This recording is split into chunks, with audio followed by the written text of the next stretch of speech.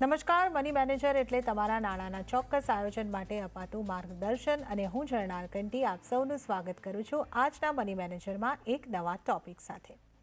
તો મની મેનેજરમાં આપણે સતત તમારા નાણાકીય આયોજનમાં કે તમારા પર્સનલ ફાઇનાન્સ પર અસર કરતા તમામ મુદ્દાઓની ચર્ચા કરતા હોઈએ છીએ। તો આ જ કડીમાં આજે આપણે હાલમાં જ જે સૌથી મોટું મર્જર થયું છે એચડીએફસી અને એચડીએફસી બેંકનું તે અંગે વાત કરવાના છે। ભારતના ઇતિહાસમાં ભારતના કોર્પોરેટ વર્લ્ડમાં થયેલું આ સૌથી મોટું મર્જર છે। ઘણી બધી ચર્ચા હતી આની અને હવે ફાઇનલી આ મર્જર થઈ ચૂક્યું છે।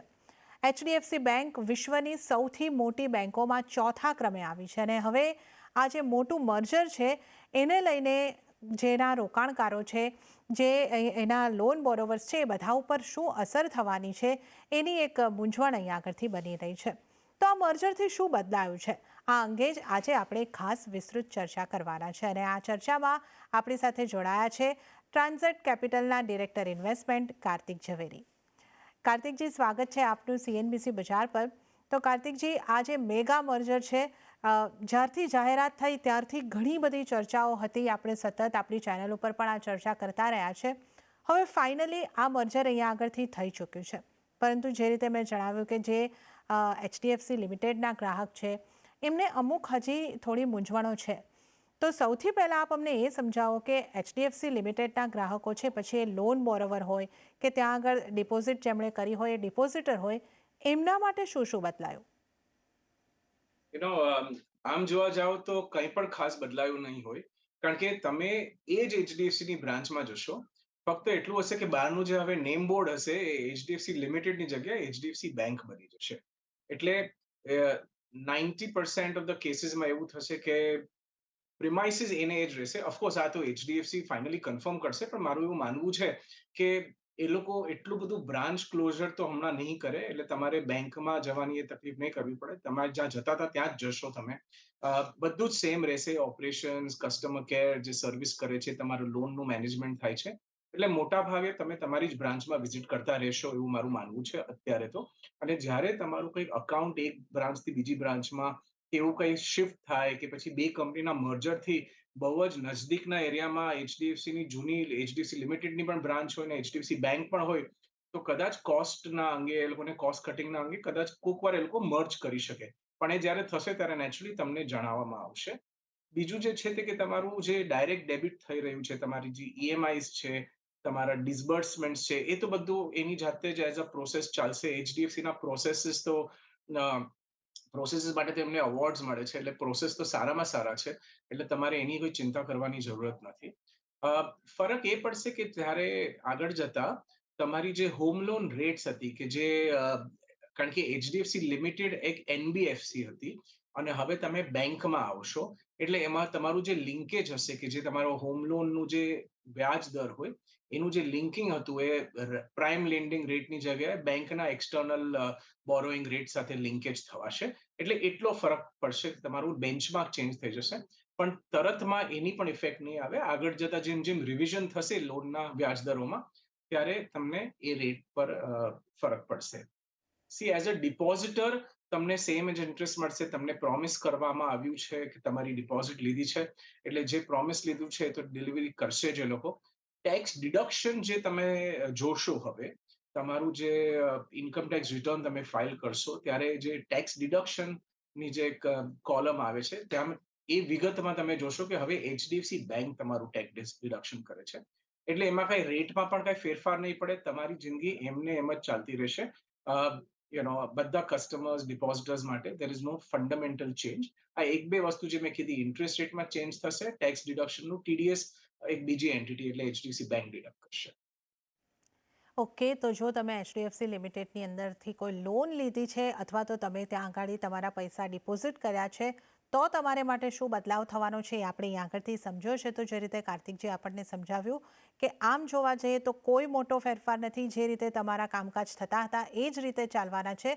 જો તમે ડિપોઝિટર છો તો તમારે માટે સમજવાની વસ્તુ જે છે આ એનબીએફસી નથી, હવે તમારું રોકાણ બેંકની અંદર થયું છે, તો વ્યાજદરના જે ફેરફાર થશે એ બેન્ચમાર્ક પ્રમાણે તમને લાગુ થવાના છે। તો આ એક મુખ્ય બદલાવ છે જે તમારે ધ્યાનમાં રાખવાનો છે। બાકી તમારું જે વ્યાજદર હતો અને જે રીતનું તમારું કામકાજ હતું, લોનનું હોય, ડિસ્બર્સમેન્ટ હોય કે બધું એ જ રીતે ચાલવાનું છે, તો અહીંયા આગળથી કોઈ ચિંતા કે મૂંઝવણ રાખવાની જરૂર નથી. કાર્તિકજી, હવે એ સમજવું છે કે આપણે લોનના ડિપોઝિટરની ને એમની તો વાત કરી, પણ કંપનીના જે રોકાણકાર છે, જે શેર હોલ્ડર છે, એમના માટે હવે શું બદલાયું છે? જે તમે શેર હોલ્ડર હતા જો એચડીએફસી લિમિટેડમાં, તો હવે તમને એચડીએફસી બેંકના 42 શેર્સ યાની કે 42 શેર્સ મળવાના છે દર 25 શેર્સના ગ્રુપ ઉપર કે લોટ ઉપર. એટલે દાખલા તરીકે તમારી પાસે જો 25 શેર હોય એચડીએફસી લિમિટેડના, તો 42 બેંકના મળશે. 100 શેર જો તમારી પાસે એચડીએફસી લાઈફના હતા, તો તમને 420 શેર્સ મળશે. એટલે એવી રીતે ના સોરી 250 શેર હશે તો તમને 420 મળશે, એટલે એ પ્રમાણે એનું કેલ્ક્યુલેશન થશે. મેજર કઈ ફેરફાર નહીં થાય. તમારી જે ઇન્વેસ્ટમેન્ટ વેલ્યુ છે એ તો નેચરલી તમને એ લોકોએ કેલ્ક્યુલેટ કરીને જ આપી છે. તો દાખલા તરીકે આજની તારીખમાં જો તમારી પાસે ₹1,00,000 શેર હશે બેવ કંપનીના મળીને, તો જ્યારે તમારી પાસે નવા શેર્સ હશે તો એની પણ વેલ્યુ લગભગ એ જ લેવલમાં આવશે. એટલે નેટવર્થમાં પણ બહુ કઈ ફેરફાર નહીં થાય.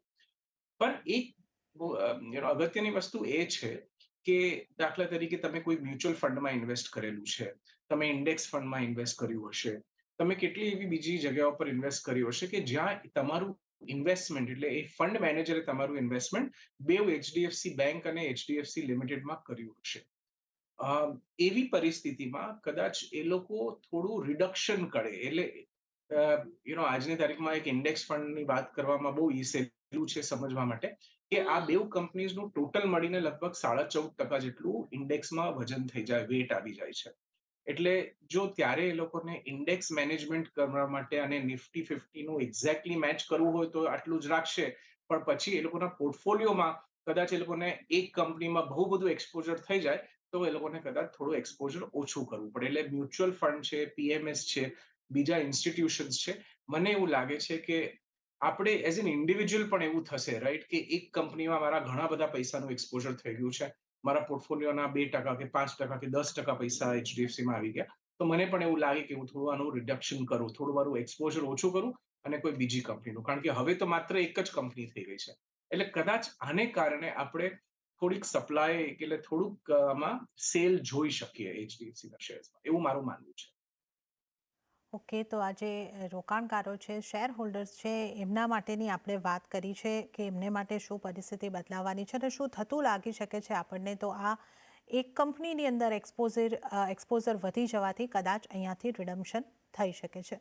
તો કાર્તિકજી, હવે એ સમજવું છે આપની પાસેથી કે શું આ રિડમ્શન કરવું જોઈએ એક વ્યક્તિ તરીકે? આપણે જો આપણા રોકાણ હોય તો આ રીતના એક્સપોઝર ઘટાડવાની તમારા તરફથી પણ સલાહ તમે આપશો? ક્યારે આવું એક્સપોઝર ઘટાડવાનું વ્યક્તિએ વિચારવું જોઈએ અને શું મ્યુચ્યુઅલ ફંડ્સ પણ પોતાનું એક્સપોઝર અહીંયા આગળથી ઘટાડશે?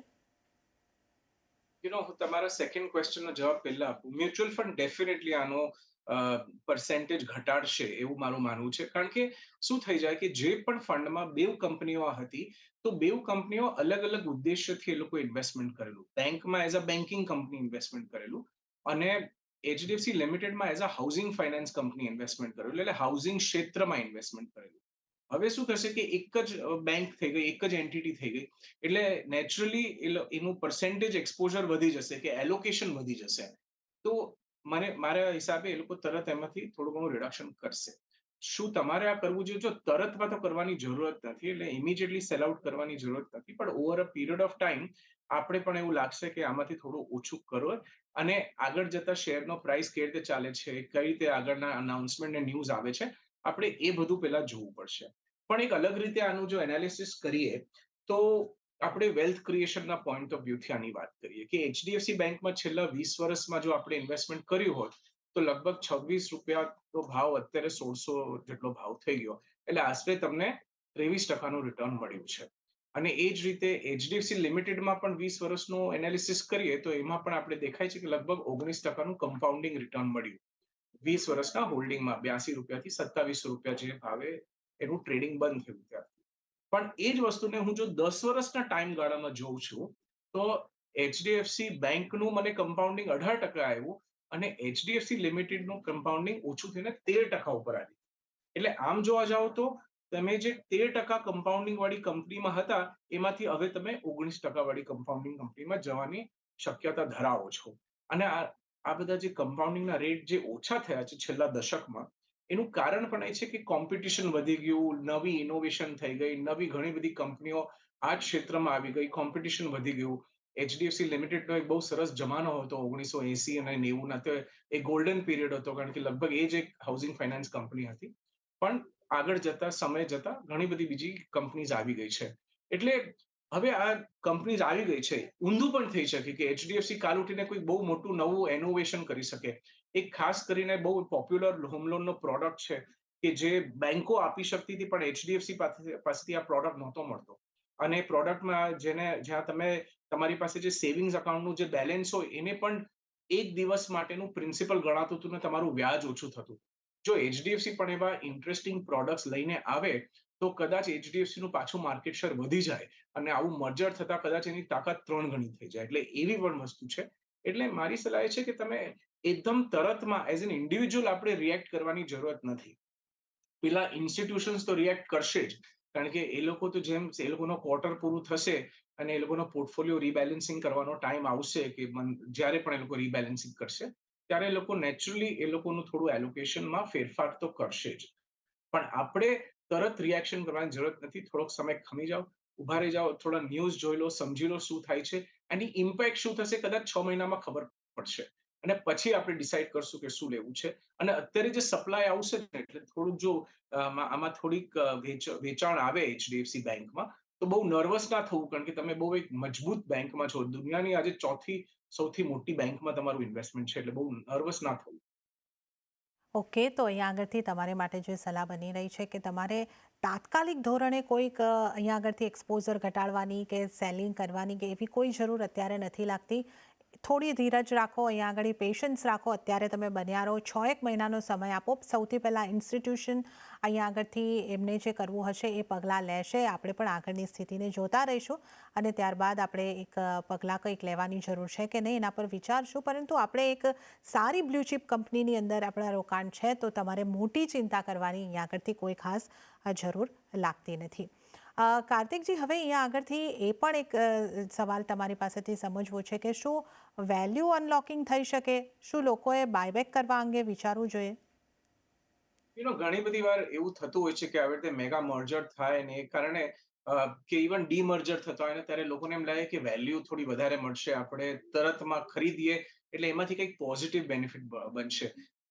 આ પરિસ્થિતિમાં મને નથી લાગતું કે કોઈ પોઝિટિવ થશે. નોર્મલી શું થાય કે કંપનીની કોઈ સબસિડિયરી હોય, એ સબસિડિયરીનું લિસ્ટિંગ કરે એટલે તમને એક્ઝિસ્ટિંગ કંપનીમાં તમારે નવું ઇન્વેસ્ટમેન્ટ કર્યા વગર તમને એક નવી કંપનીના શેર્સ ફ્રી ઓફ કોસ્ટ મળે છે. તો ત્યારે વેલ્યુ અનલોકિંગ થાય. દાખલા તરીકે એચડીએફસી સિક્યોરિટીઝ એક બહુ મજબૂત કંપની છે, જે અત્યારે એચડીએફસી બેંકની સબસિડિયરી છે અને એક બહુ ઇમ્પોર્ટન્ટ સબસિડિયરી છે, કારણ કે જબરજસ્ત ગ્રોથ કરી રહી છે, પ્રોફિટ કરી રહી છે. કેટલા હજારો લાખો લોકો એચડીએફસી સિક્યોરિટીઝનું વેબસાઇટ ઉપર જઈને એ લોકોનું શેર ટ્રેડિંગ કરતા હોય છે. તો જો એનું લિસ્ટિંગ ક્યારેક થાય તો ત્યારે વેલ્યુ અનલોક છે. પણ હવે ક્યારે થશે, થશે કે નહીં થાય એ પણ ખબર નથી. આપણે સામેની સાઈડ ઉપર બીજું દાખલો લઈએ, તો આઈસીઆઈસીઆઈ સિક્યોરિટીઝ આટલા વખતથી લિસ્ટેડ હતું અને હવે એકચ્યુઅલી એનું ડીલિસ્ટિંગ થવાનું છે. એટલે એને કદાચ આઈસીઆઈસીઆઈ બેંક પોતામાં પાછું મર્જ કરી લેવાની છે. એટલે એના શેર્સ કદાચ વર્ષ પછી નહીં મળે. એટલે એવું આપણે ન્યૂઝ પણ હમણાં હાલમાં જોયા. તો એટલે ગમે તે વસ્તુ થઈ શકે, પણ અત્યારે આવા પરિસ્થિતિમાં આમાંથી વેલ્યુ અનલોકિંગ તો નહીં થાય. કદાચ જે મેં તમને 2 મિનિટ પહેલા કીધું એ રીતે કે આમાં કદાચ થોડું ઘણું સપ્લાય આવશે, કારણ કે એલોકેશન્સ બધા ફંડમાં વધી ગયા છે. એ લોકો જો એલોકેશનમાં એ લોકોની સ્ટ્રેટેજીમાં કંઈ ફેરફાર કરશે, તો એચડીએફસી નું જે પર્સેન્ટેજ એ લોકોના પોર્ટફોલિયો, દાખલા તરીકે એ લોકોને 10% કે 8% રાખવું હોય, જે અત્યારે વધેલું છે, તો એ થોડું ઓછો કરવામાં તમને થોડી સપ્લાય આવશે. સપ્લાયના કારણે તમે કદાચ 2, 5, 7% એનો ભાવ નીચે જોઈ શકો. તો એ મારા ખ્યાલથી એક સરસ ઓપોર્ચ્યુનિટી બનશે આપણા રિટેલ ઇન્વેસ્ટર માટે, કે જો તમારે ખરીદવું હોય તો ત્યારે તમે ખરીદી શકો. એઝ અ કમ્બાઇન્ડ એન્ટિટી હવે એ લોકો શું માર્કેટિંગ કરશે, એ લોકોના કોસ્ટમાં કેટલો એ લોકોને ફાયદો થાય છે, એ લોકોના માર્જિન કઈ રીતે થોડા ઇમ્પ્રુવ થાય છે, એ બધું તો આપણે જોવાનું રહ્યું કે આગલા 2-3 ક્વાર્ટરમાં જ્યારે રિઝલ્ટ આવશે, રિપોર્ટ આવશે, ત્યારે જ ખબર પડશે. પણ મારા ખ્યાલથી ઓવરઓલ સક્ષમ થઈ ગઈ છે બેંક કે બહુ જ ઇનોવેશન કરી શકે છે અને કદાચ માર્કેટને સરપ્રાઈઝ પણ કરી દે આગળના 6-12 મહિનામાં. એટલે એવી પણ એક પોસિબિલિટી ઊભી થઈ શકે. ઓકે, તો આ એચડીએફસી લિમિટેડ અને એચડીએફસી બેંકના મેગા મર્જરને જે આપણે ખાસ્સા સમયથી ચર્ચા કરતા આવ્યા છે, મર્જર થઈ ચૂક્યું છે અને હવે જે રીતે આપણે અહીંયા આગળથી વાત કરી છે કે જે ત્યાં આગળથી લોન બોરોવર છે કે જેમણે ડિપોઝિટ કરી છે એમના માટે મોટા મોટા કોઈ જ ફેરફાર નથી. એક ઇન્ટરેસ્ટ રેટને લગતો જે છે બેન્ચમાર્કથી લાગુ પડશે, આ એક ફેરફાર છે. અને જે ઇન્વેસ્ટર્સ છે જેમની પાસે શેર હોલ્ડિંગ છે એમને માટે પણ આપણે વાત કરી છે કે તમારે તાત્કાલિક ધોરણે કોઈ મોટા રિએક્શન નથી આપવાના, થોડો સમય આપવાનો છે. અને જો થોડું તમને એવું લાગે કે આ વેચાઈ રહ્યું છે તો પણ તમારે ચિંતા કરવાની જરૂર નથી. ઇન્સ્ટિટ્યુશન પોતાના અહીંયા આગળથી એક્સપોઝર ઘટાડી શકે, એને કારણે ઘટાડો આવી શકે છે. ત્યાં એક બાઇંગની તક તમારે માટે બનતી દેખાઈ શકે છે. તો આ એક તમારા પોર્ટફોલિયોની અંદર કે કઈ રીતની ઇમ્પેક્ટ તમને જોવા મળી શકે છે અને આગળ પણ ઘણી બધી ઓપોર્ચ્યુનિટીઝ પણ તમને બનતી દેખાઈ શકે છે. તો આ વાત આપણે અહીંયા આગળથી ખાસ કરીને કરી છે. અને આ સાથે હાલ સમય થઈ રહ્યો છે એક નાનકડો બ્રેક લેવાનો, એ લઈશું નાનકડો બ્રેક. અને બ્રેક બાદ આપણે દર્શકોના સવાલ સાથે આગળ વધીશું.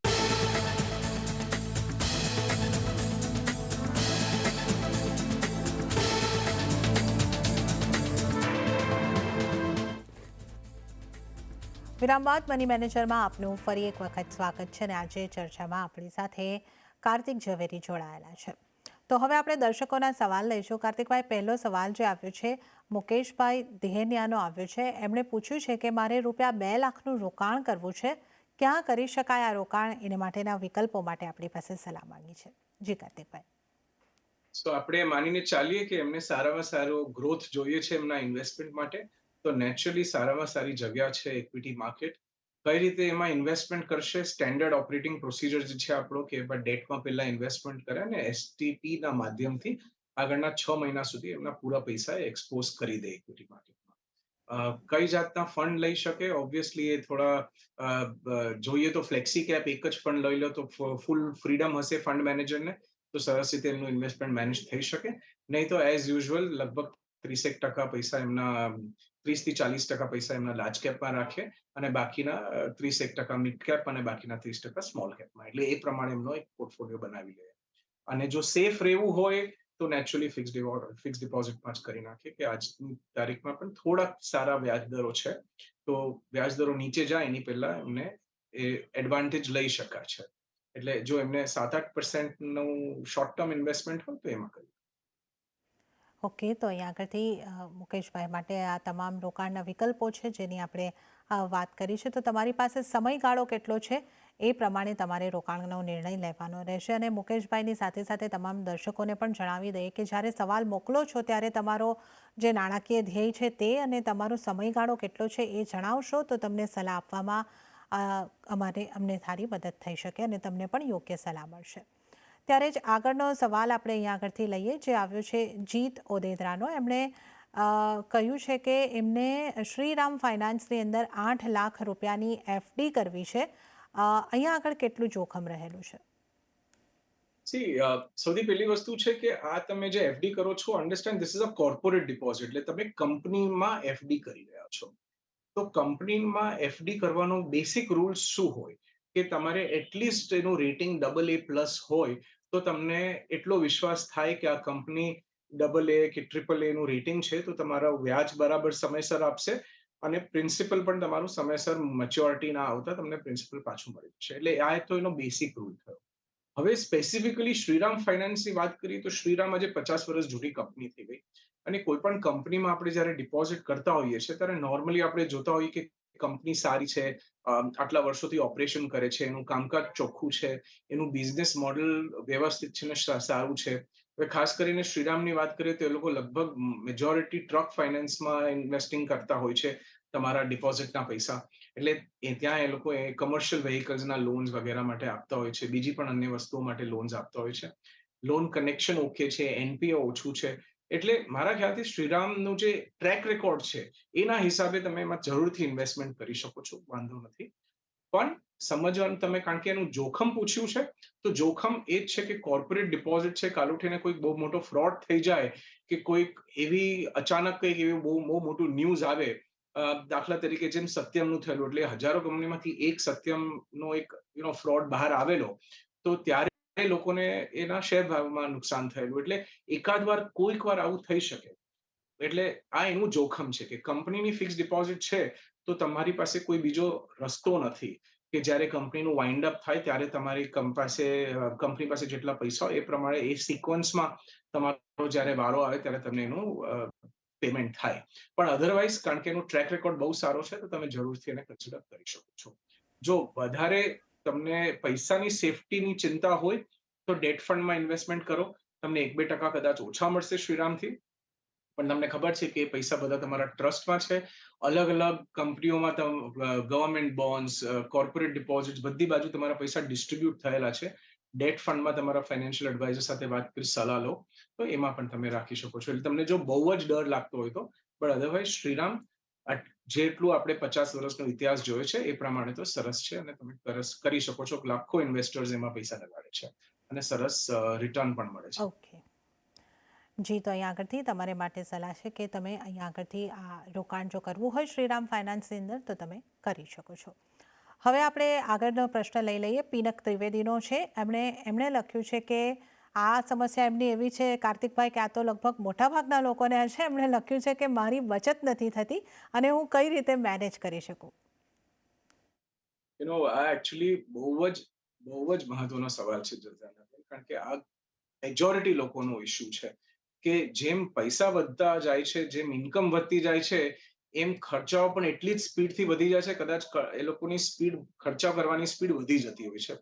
તો આનો છે ને એક જ ઉપાય છે, વેરી સિમ્પલ ઉપાય છે કે જેને અમે ફાઇનાન્શિયલ પ્લાનિંગનો એક બહુ મોટો અગત્યનો પ્રિન્સિપલ જણાવીએ છીએ કે જ્યારે પહેલા ઇન્કમ આપણા બેંક અકાઉન્ટમાં આવે ને, તો આપણે જો આપણી જે પદ્ધતિ છે જે કામ કરવાની, એને ટોટલ વિપરીત કરી નાખવી જોઈએ. એ નોર્મલી આપણે શું કરતા હોઈએ છીએ કે બેંકમાં પૈસા આવે, તમારી સેલરી આવે કે તમારા બિઝનેસના પૈસા જ્યારે પણ આવતા હોય તો તમે આખા મહિનામાં પેલા ખર્ચો કરો છો. બિઝનેસમેનો તો સિચ્યુએશન વધારે કોમ્પ્લિકેટેડ હોય છે અને ઘણીવાર વધારે ખરાબ હોય છે. કારણ કે આમાં શું થાય કે પૈસા આવે પછી આપણે ખર્ચો કરતા જઈએ. ખર્ચો કરીને પછી મહિનાના એન્ડ ઉપર જે સેલરી છે તો એને એમ વિચાર થાય છે કે ઓકે, હવે મારી પાસે આ 2000 બચ્યા કે 3000 બચ્યા. એ 3-4 મહિના એવી રીતે પેટર્ન જુએ પછી ડિસાઈડ કરે કે ઓકે, મારી પાસે એવરેજ 2-3000 રૂપિયા બચે છે તો હું આનું ઇન્વેસ્ટમેન્ટ કરું. અને બિઝનેસમેન તો કદાચ 2-3 વર્ષ સુધી રાહ જોતા હોય છે કે મારી પાસે 10-20 લાખ રૂપિયા, 30 લાખ રૂપિયા ભેગા થાય ત્યારે હું ઇન્વેસ્ટમેન્ટ કરું. એટલે મેં કીધું કે બિઝનેસમેન માટે વધારે કોમ્પ્લિકેટેડ છે. પણ સી આનો સિમ્પલ રસ્તો છે. તમારી જ્યારે ઇન્કમ તમારા બેંક અકાઉન્ટમાં આવે ને, જે પણ દિવસે આવે, ઇન્વેસ્ટમેન્ટ તરત બીજા દિવસે કરી નાખવાનું. એટલે તમે દાખલા તરીકે એટલીસ્ટ 5% થી 10% ચાલુ કરો કે તમારી જો 50,000ની ઇન્કમ હોય તો તમે એટલીસ્ટ એના 10% કરીને, એટલે 5,000 રૂપિયાનો એક એસઆઈપી મૂકી દો સાઈડ ઉપર. એસઆઈપી ના કરવું હોય તો તમે રેકરિંગ ડિપોઝિટમાં 5,000 સાઈડ ઉપર મૂકી દો. એટલે તમારે છે ને પેલા એક હેબિટ ફોર્મેશન કરવાનું છે. એક નવી તમારે હેબિટ ડેવલપ કરવાની છે કે દર મહિના ઇન્કમ આવે પહેલા હું ઇન્વેસ્ટમેન્ટ કરી નાખું. ઇન્વેસ્ટમેન્ટ થયા બાદ જેટલા પૈસા બચેલા છે એમાંથી હું મારો ખર્ચો કરું. જો એટલાય પૈસા ન બચતા હોય, ફોર એક્ઝામ્પલ તમારી જે પણ ઇન્કમ હોય, પિનાકભાઈ તમારા માટે સ્પેસિફિકલી ને બાકી બધા દર્શકો માટે, જો તમારી પાસે જે પણ પૈસા આવે તમે એટલીસ્ટ એમાંથી કોશિશ કરો કે 1000, 2000, 5000 જે તમને અનુકૂળ લાગે થોડુંક એક ઇન્વેસ્ટમેન્ટ સાઈડ ઉપર મૂકી દો. જો ઇન્વેસ્ટમેન્ટ ના કરવું હોય તો એ પૈસા ઉપાડીને ડાયરેક્ટ ડેબિટથી એક બીજા બેંક અકાઉન્ટમાં ટ્રાન્સફર કરી દો કે જે તમારું મેઇન બેંક અકાઉન્ટ નથી, કે જેમાંથી તમે કન્ટિન્યુઅસલી એમાંથી વિડ્રોઅલ્સ થશે, કે તમારા બીજા ઈએમઆઈ લાગશે અને જી. તમારા બીજા પેમેન્ટનું બધું કામકાજ થશે. પૈસા અલગ કરો, એનું બજેટિંગ કરો. This is what I M trying to say કે જી. પૈસા આવ્યા એ ભેગા આપણે ખર્ચો ના ચાલુ કરી દઈએ. પહેલા આપણે એક ઇન્વેસ્ટમેન્ટ માટે સાઈડ ઉપર મૂકીએ અને પછી બાકીનાથી ખર્ચો કરીએ. જો એ જી. ટાઈપનું વિપરીત બજેટિંગ કરો, એટલે ઊંધું બજેટિંગ કરો, તો કદાચ તમને 6-12 મહિનામાં એવું લાગશે કે આ તો વધારે સારી વસ્તુ છે અને આનાથી થોડા પૈસા આપણી બચત પણ થઈ ગયા, અને જો તમે સારું ઇન્વેસ્ટમેન્ટ કર્યું હશે એમાંથી તો આ બચતમાંથી તમને જી. ગ્રોથ પણ જોવા મળશે અને પછી તમને મજા આવશે અને પછી તમારી એક હેબિટ બની જશે આગળના પછી વર્ષો માટે, તો આ ઓટોમેટિકલી થઈ જશે. જી. પણ આ એક તો આખી પદ્ધતિ બદલવાની જરૂરત છે.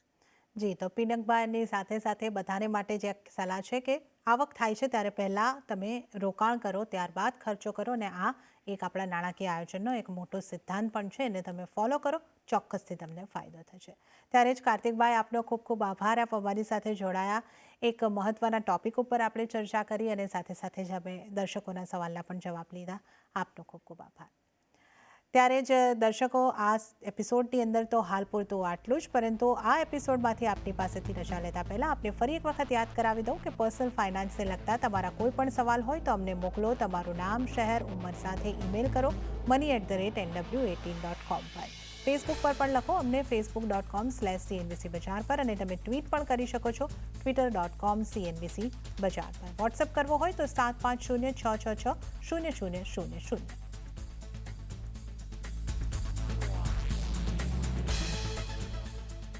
તો આ સાથે જ મની મેનેજરના આ એપિસોડમાં હાલ પૂરતું આટલું જ. હાલ મને પણ આપશો રજા. વધુ અપડેટ્સ અને સમાચારો માટે આપ જોતા રહો CNBC બજાર. નમસ્કાર.